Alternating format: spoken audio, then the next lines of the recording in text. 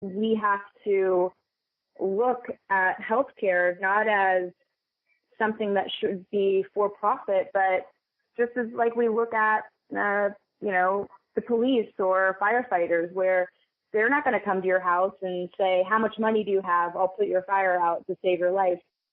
Or are you in danger? I'm only going to protect you if you can pay me. We were promised life, liberty, and the pursuit of happiness, and the first of those being life. And, Medicare for all just makes a lot of sense. And I know a lot of people are freaked out about it, but every single time they do a poll, it is crazy how many people are really on board with it, because people are tired of weighing out whether or not they're sick enough to go to the doctor. Like, I don't feel good, but I don't want to pay out of pocket, or do I really need to take this prescription I was prescribed because it's too much? Every person, no matter what your beliefs are politically, you are facing those things. And I think a lot of people are tired of over and over and over getting screwed over by their insurance company, all the premiums. Everyone I talk to, it's almost like people are exhausted when it comes to healthcare. Like, please, anything, something else. And, we're seeing that, for-profit healthcare isn't really the way of the future. And, I think that now, if you look at the polls, 70% of Americans want Medicare for all, including 51% of Republicans. And my job as a representative is to say, what do people want, and to give it to them. You talk about getting dark money out of politics, and your opponent, the incumbent Republican, like many incumbent Republicans, has a lot of money, has raised a lot of money. How do you combat that? What are some of the answers to getting dark money out of politics? How do you run campaigns without that kind of money? Yeah, so I think working in search engine optimization and working specifically with small businesses that I worked with that were competing with much, much large companies, you just have to think creatively. And the good thing about running small campaigns, small lean campaigns, is you have a lot more agility. I'm really, really hands-on with every single aspect of the campaign. Like, my team probably hates it because I need to touch, see, look at everything, every number. I'm in all of it. Where, most people that are running with a ton of money, they're not getting out with the people. They're not really seeing what people are responding to. They're not running their own campaigns at some point. And I think that that's a really huge perk for me. And then also, if you look at how most of these representatives are spending their money, I think we looked a while back, and in the last election cycle, Michael Burch's, I think it was like a third or half of the money that he raised was spent on food for fundraisers, really to make more money. And so then if you look at it and you break it down, like, how much of this money is actually going to new voter acquisition, or how much of this money is going to touching somebody at their door, it's a really small number. And so almost all of the money we raise goes to new voter acquisition. Anything else I need, we run specific fundraisers for them. So, yard signs, road signs, all of that. I tell people, hey, I need this much, let's raise it. And it's really super grassroots, and people love how involved they can get with the campaign. So I think this is about running smarter campaigns, and it's about big organizing and big ideas, not big money. What does your daughter think about you running for office?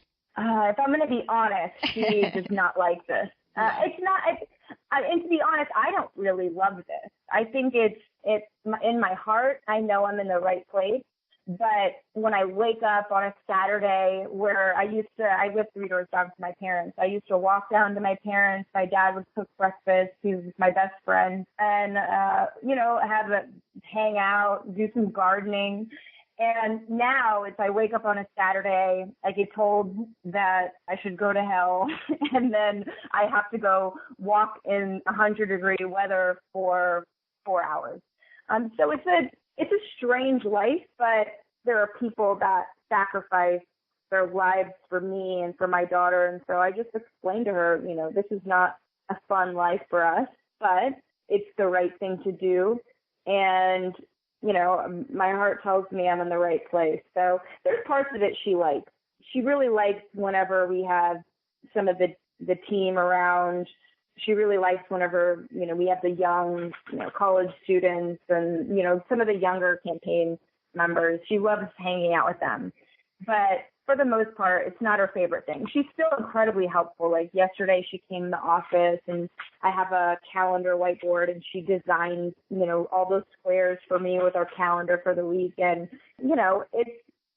it's important for her to see women run, and it's important for her to see me do what I think is the right thing to do right now.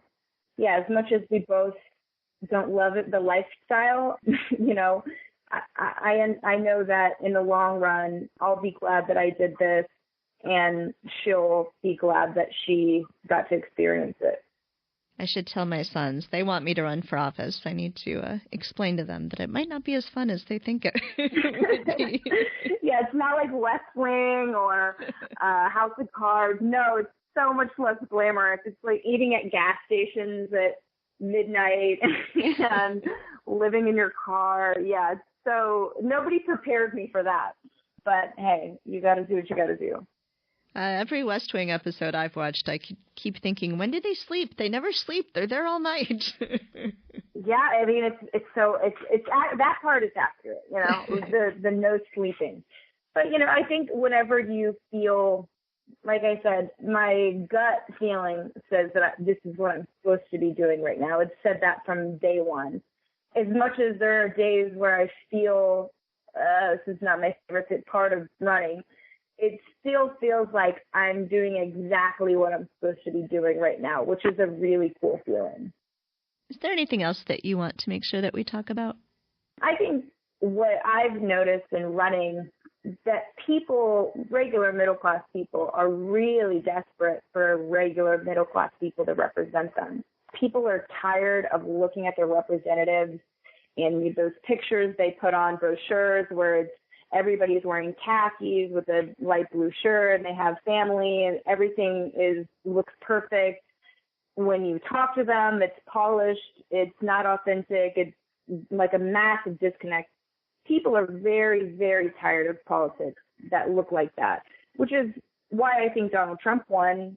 Not like I'm a fan of that result, but I think that people are speaking and expressing that need in who they're voting for right now. I ran against a lot of people that were much more polished and, more that you would say seem more like a traditional politician than I was. But we just had so much traction almost right from the get-go. People love feeling like I could have a beer with this person. I feel like this person could be my friend or my neighbor. That's what people want right now. They don't want the polished, perfect politician. So I would highly encourage anybody that's considering running to not wait till you're some ideal, perfectly prepared, polished human being. I think run where you are. I would have been incredibly qualified to do this when I was a waitress, a couple years back, working 60, 70, 80 hours a week while I was freelancing at the time. There's a huge need for people that understand what it's like to struggle and then to get up on your feet and then to thrive. And so, yeah, I would just encourage anybody that understands the middle class, working class people to run for office, because that's what people want right now. If our listeners would like to help your campaign, how can they do that? Yeah, so we have a lot of people actually around the nation doing postcards for the campaign. I just got a guy signed up from Brooklyn. Yeah, and we have people all around the nation doing that. So on the Facebook page, we've set up links to do that quite a bit. LinseyFagan.com, LinseyFagan.com. There's a volunteer tab, and you can put your info there and just put it in notes that you'd like postcards, or you can find the Facebook page and find all the forms to do that. But and then our average donation is $12, and we've raised $140,000, $12 at a time, and so donations are always helpful as well. All right, excellent. We'll put links up for those on our website as well, and you have beautiful T-shirts on your website that people can buy too. Yes, that logo is made after my daughter. It's a picture of my daughter that I turned into the logo.